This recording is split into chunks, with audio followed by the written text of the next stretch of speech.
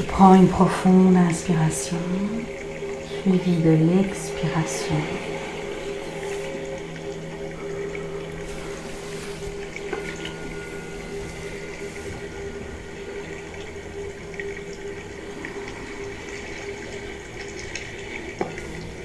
Prends conscience de la position de mon corps.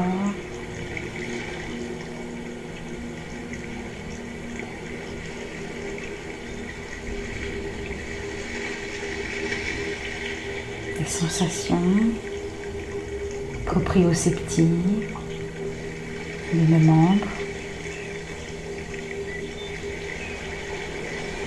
Je rentre en moi.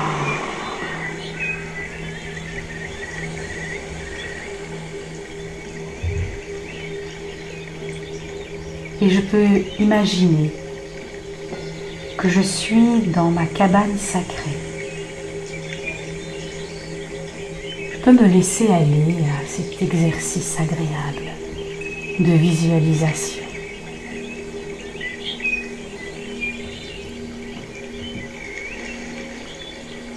Tout autour de moi, je regarde de quelle matière, de quelle structure est faite ma cabane.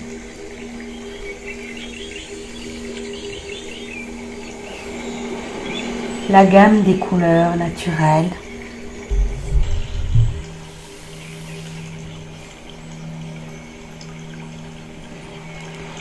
Au centre de la cabane, il y a le feu, entouré des pierres.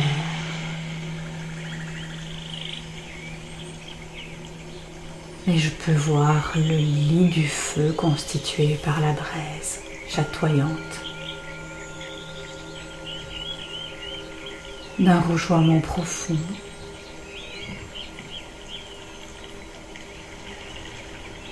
Sur lesquels s'envolent les flammes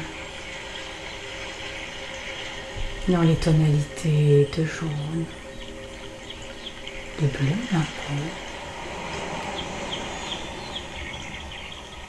Je sais qu'au dehors de cette cabane, quand bien même je suis seule ici, au dehors, les sœurs du clan veillent sur moi.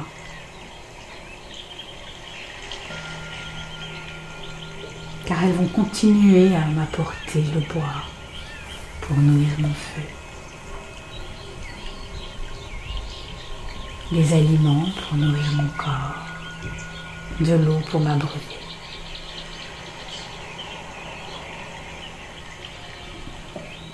Je ressens la chaleur de cette quiétude physique et psychique.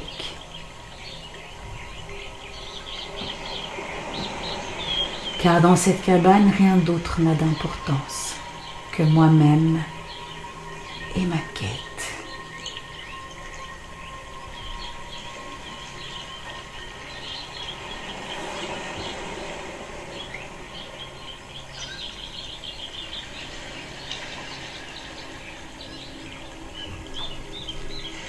Et dans ce calme, je peux me mettre à chercher au creux de mon imagination une autre image que j'aime à contempler, qui berce mon esprit.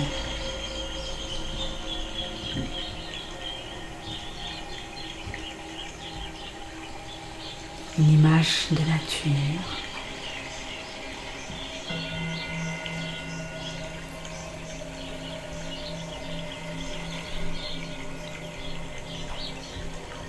Je reste dans la contemplation.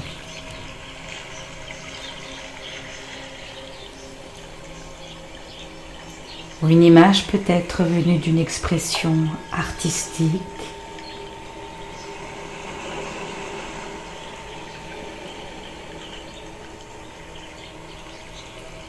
ou une image du quotidien, de ces instants du quotidien, chers à notre cœur, à notre âme,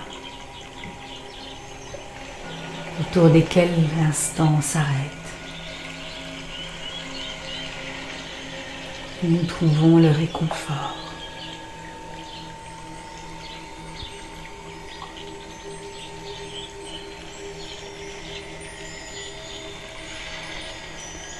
et j'accueille toutes les sensations de cette contemplation.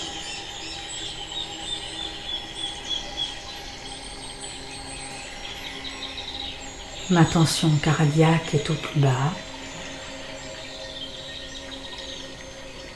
Mon souffle est devenu léger.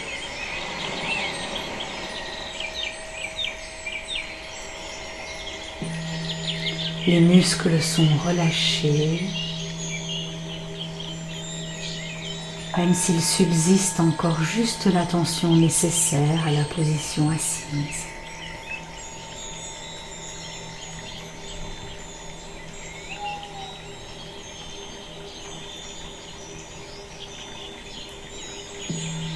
C'est alors que je me rappelle que la contemplation est une forme de méditation.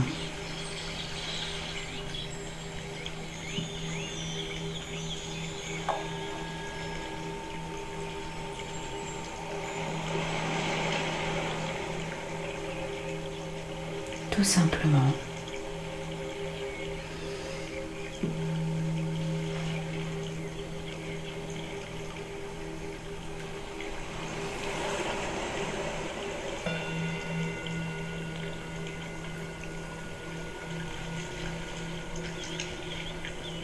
Cette chose, somme toute, que je fais depuis toujours.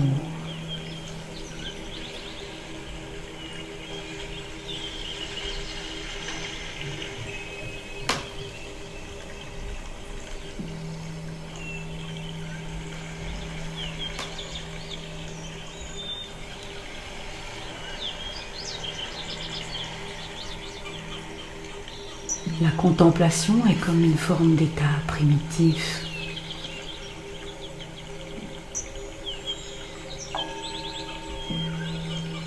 Quel enfant n'a pas suivi du regard la fourmi,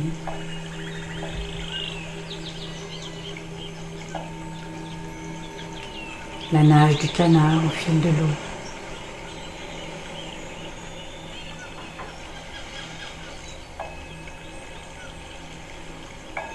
Les étoiles brillantes dans le ciel.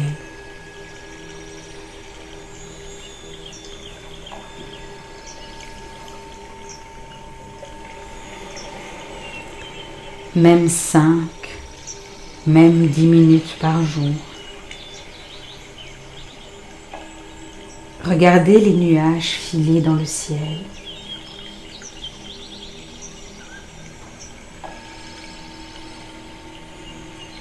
Offrir mon visage au soleil et à l'air frais.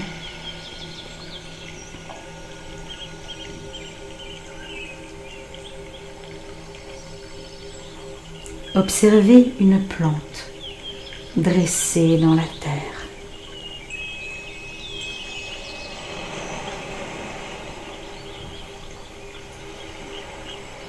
Regarder passer les passants par la fenêtre sans jugement aucun.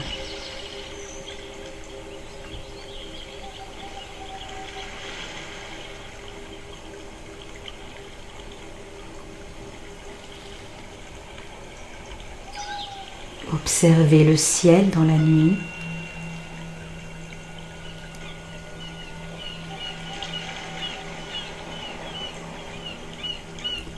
Regarder un arbre,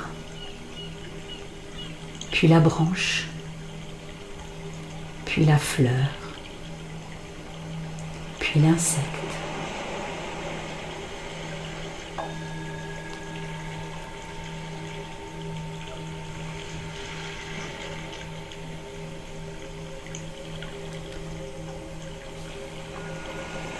Et je sais que tu ne sais pas, que tu sais que tous les jours de ta vie, tu peux poser ce regard contemplatif.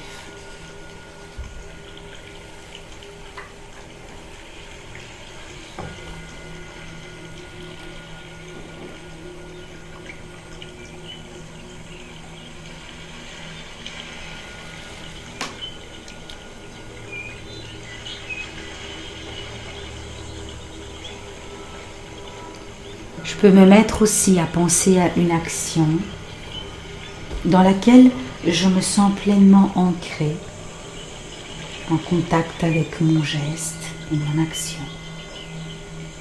Tout simplement.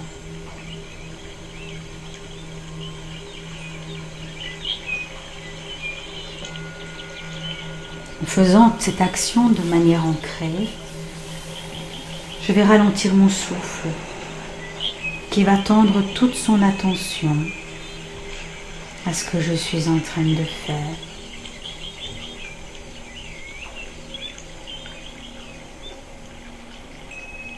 Et qui va me procurer cette sensation de me sentir ici et maintenant.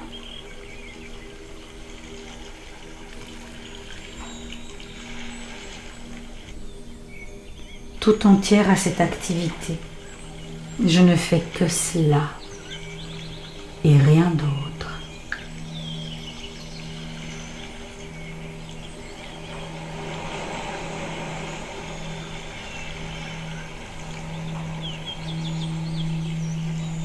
Ce peut être n'importe quel geste du quotidien.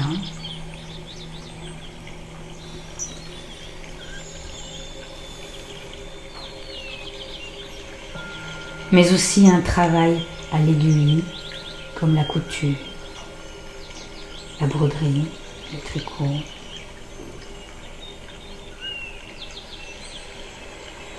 Ce peut être un dessin, un coloriage.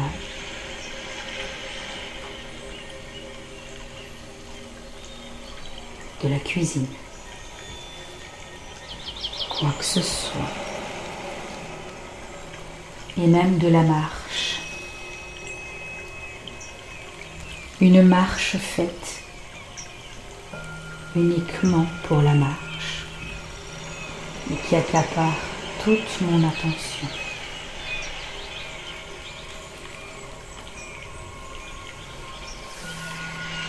Une action que je puisse réaliser sans nourrir aucune action du passé ou du futur.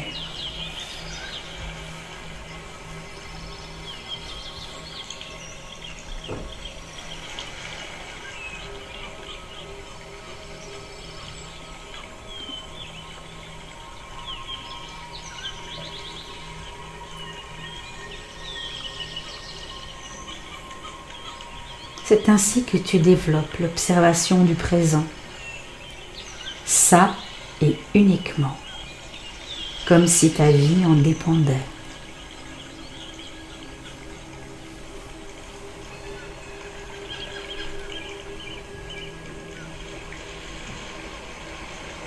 Je peux m'imaginer alors pratiquer cette action. Je visualise le contexte, les outils dont j'ai besoin, ou pas. Je peux m'imaginer et ressentir les muscles sollicités.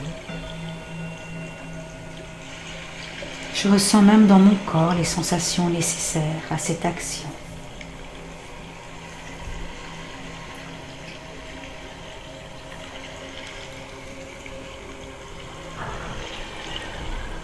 Et tout en pratiquant pleinement cette action en présence, cette activité, je peux, par à coup, me demander comment je me sens, comment je ressens dans mon corps.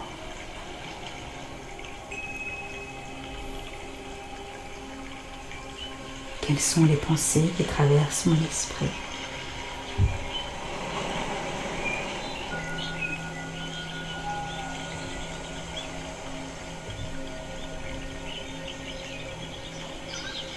Cette question aura pour conséquence d'arrêter toute pensée intrusive.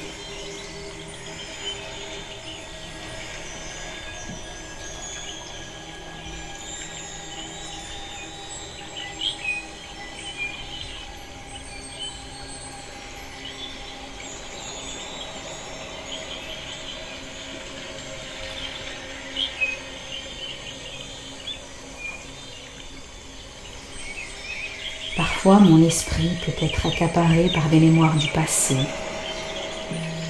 des souvenirs en jeu. Malgré moi, proviennent-elles du passé, de ma lignée familiale ou culturelle? Ai-je reçu en héritage, familial ou culturel, de devoir me soucier de telles choses?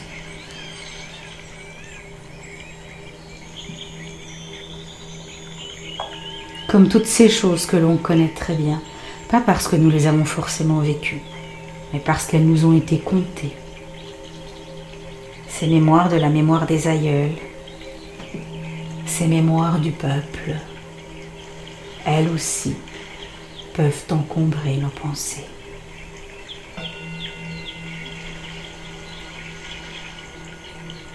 Quelles sont les mémoires qui me traversent?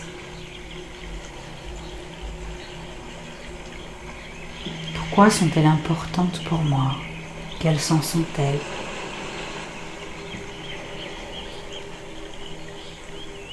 Pourquoi je peux me retrouver ancrée, guidée par elle-même?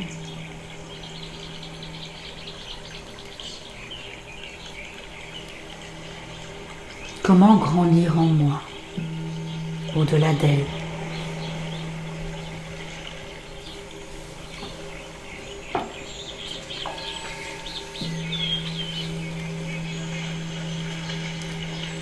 Une activité d'ancrage va vous aider à être dans le moment présent, à vous connecter à vous-même, dans l'ici et maintenant.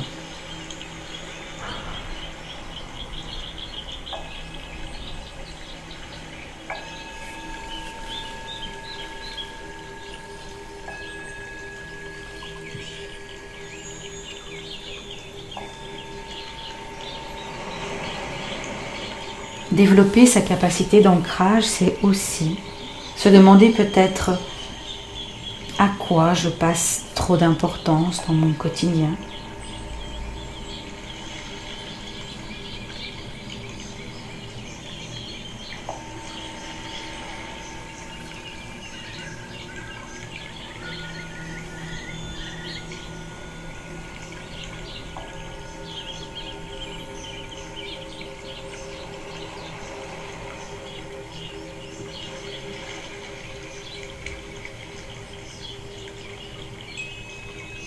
Comment faire passer, peut-être avant toute chose,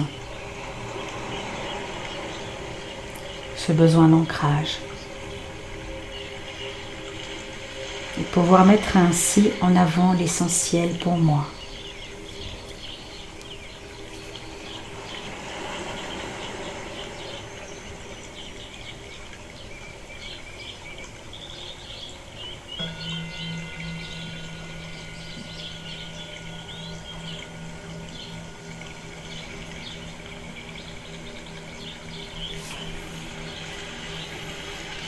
Cette période de l'hiver, lorsque tout nous pousse à l'isolement dans notre cabane,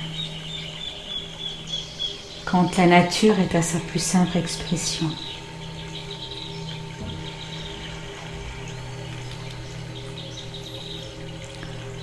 quand de la terre et aux arbres plus rien ne pousse, c'est le moment de nourrir l'essentiel en nous, n'est-ce pas?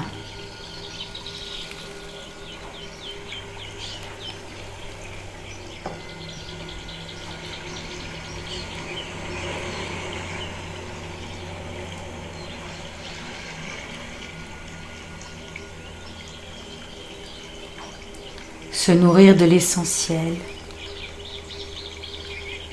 c'est aussi nourrir son corps du calme.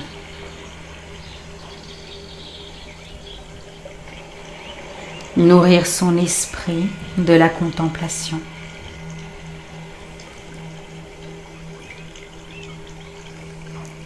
Nourrir son âme de la joie d'être. Tout simplement de la joie d'être au présent.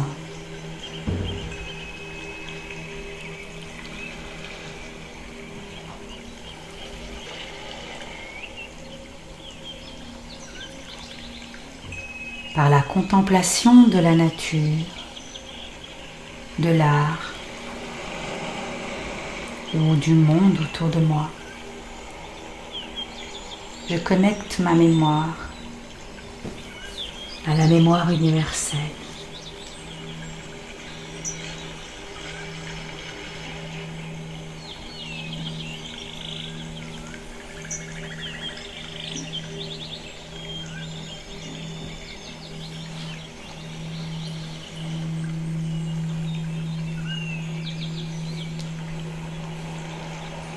À la mémoire du cycle de la vie.